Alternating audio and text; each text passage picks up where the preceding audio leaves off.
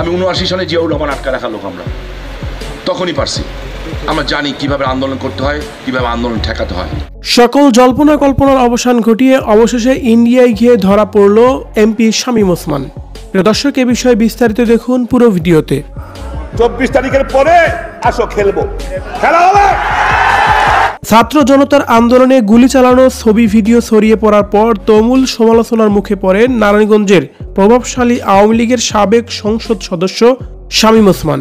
ওই সময় তার সাথে ছিলেন ও রাজনীতির অনুসারীরা, কিন্তু গত 5 আগস্ট শেখ হাসিনা পদত্যাগ করে দেশ ছেড়ে পালালে ওসমান পরিবারের সদস্যদের আর দেখা পাওয়া যায়নি। তবে অবশেষে তার দেখা মিলেছে। এদিকে শামীম ওসমান ও তার স্বজনরা দেশে নাকি বাহিরে আছেন তা নিয়ে ছিল আলোচনার সমালোচনা। এর মধ্যে দেখা মিলল সাবেক এই সংসদ সদস্যদের। শুক্রবার 6 সেপ্টেম্বর রাতে শামীম ওসমানকে ভারতের দিল্লির নিজামুদ্দিন আউলিয়া মাজারে দেখা গেছে। ভারতের একটি বিশ্ববিদ্যালয়ে অধ্যয়নরত বাংলাদেশি শিক্ষার্থী আকাশ হক তাকে মাজারে দেখেছেন। রাত 9টা 5 শামীম ওসমানের ছবি তুলে ধরেছেন তিনি। পরে সেই ছবিটা পোস্ট করেছেন ফেসবুকে।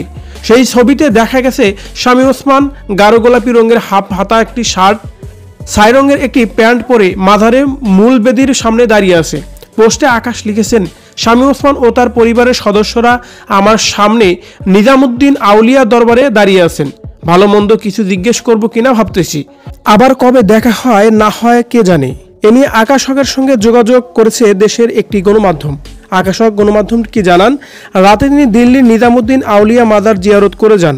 এ সময় তিনি শামীম ওসমানকে দেখতে পান। শামীম ওসমানের সঙ্গে তার পরিবারের সদস্যরাও ছিলেন। প্রমাণস্বরূপ তিনি ছবিও তুলে রেখেছেন বলে জানান তিনি।